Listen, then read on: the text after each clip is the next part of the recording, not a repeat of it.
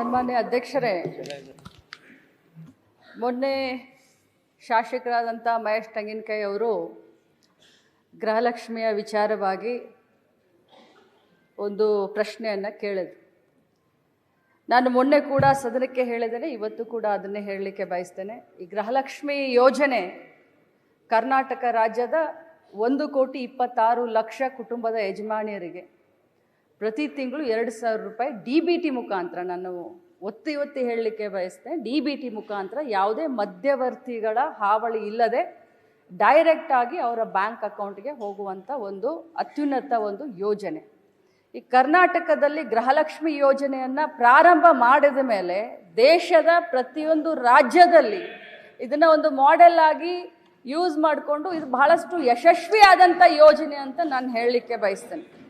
ನಾನು ಮೊನ್ನೆ ಕೂಡ ಸದನಕ್ಕೆ ಒಂದು ಮಾತನ್ನು ಹೇಳಿದೆ. ಇಲ್ಲಿಯವರೆಗೆ 23 ಕಂತುಗಳನ್ನು ಹಾಕಿದ್ದೇವೆ.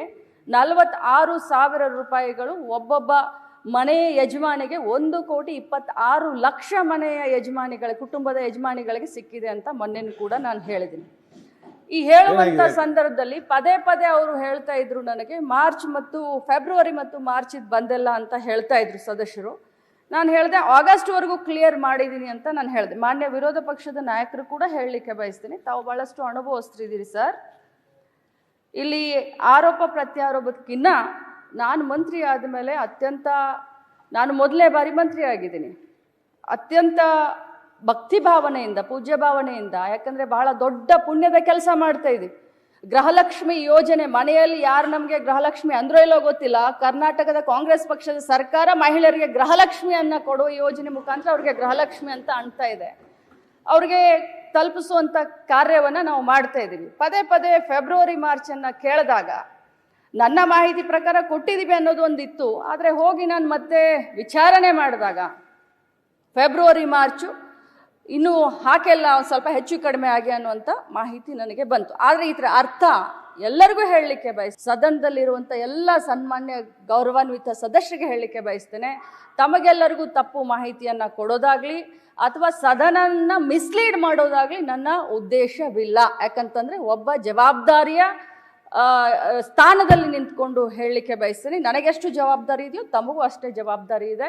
ನಾನು ಖಂಡಿತವಾಗ್ಲೂ ಫೈನಾನ್ಸ್ ಮಿನಿಸ್ಟ್ರು ಸಿದ್ದರಾಮಯ್ಯ ಸಾಹೇಬ್ರಿದ್ದಾರೆ, ಮುಖ್ಯಮಂತ್ರಿಗಳಿದ್ದಾರೆ, ಫೈನಾನ್ಸ್ ಡಿಪಾರ್ಟ್ಮೆಂಟ್ ಹತ್ರ ಮಾತಾಡ್ತೀವಿ. ಯಾಕೆ 2 ತಿಂಗಳದ ವ್ಯತ್ಯಯ ಆಯಿತು, ಆಗಿದ್ರೆ ಅದನ್ನು ಮಾತಾಡಿ ಆದಷ್ಟು ಶೀಘ್ರದಲ್ಲೇ, ಮೊನ್ನೆ ಹೌಸ್ನಲ್ಲಿ ಮುಖ್ಯಮಂತ್ರಿಗಳು ಕೂಡ ಹೇಳಿದ್ದಾರೆ, ಅದನ್ನು ಆಗಲಿಲ್ಲ ಅಂತಂದರೆ ಶೀಘ್ರದಲ್ಲಿ ಮಾಡ್ತೀವಿ. ಬಟ್ ಇದರ ಅರ್ಥ ಆ ದುಡ್ಡನ್ನು ಬೇರೆ ಕಡೆ ಡೈವರ್ಟ್ ಆಯಿತು, ಅದಾಯಿತು ಇದಾಯಿತು ಅಂತಲ್ಲ. ಬಟ್ ಒಂದೇ ಮಾತನ್ನು ಹೇಳ್ತೀನಿ, 2 ತಿಂಗಳದ್ದು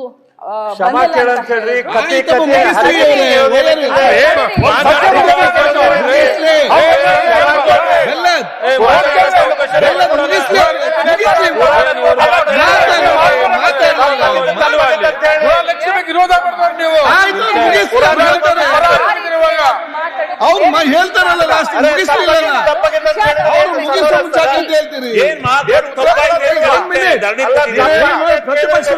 ಮಾತಾಡ್ತಾರೆ.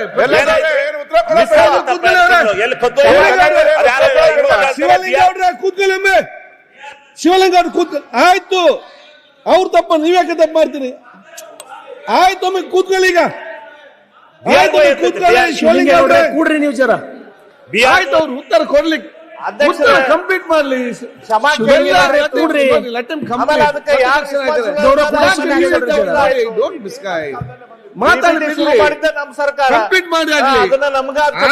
ನೋಡಿ, ಅವರು ಬಂದು ಉತ್ತರ ಕೊಡ್ತಾ ಇದ್ದಾರೆ, ಉತ್ತರ ಕರೆಕ್ಟ್ ಕೇಳಿ, ಮಾತಾಡಿ. ನಿಮ್ಗೆ ಪುರಾಣ ಬೇಡ ಆಗ್ತದ? ಆಯ್ತು, ಈಗ ಒಂದ್ ಸೆಕೆಂಡ್ ಮಾತಾಡ್ಲಿ. ಆಯ್ತು ಕೂತ್ಕೊಳ್ಳಿ ಮೈ. Sir, I have completed this one. ನಾನು ಇಂಟೆನ್ಷನಲಿ ನಮಗೆ ಈ ಒಂದು ಸದನವನ್ನು ಮಿಸ್ಲೀಡ್ ಮಾಡುವಂಥ ಇಂಟೆನ್ಷನ್ ಇರಲಿಲ್ಲ.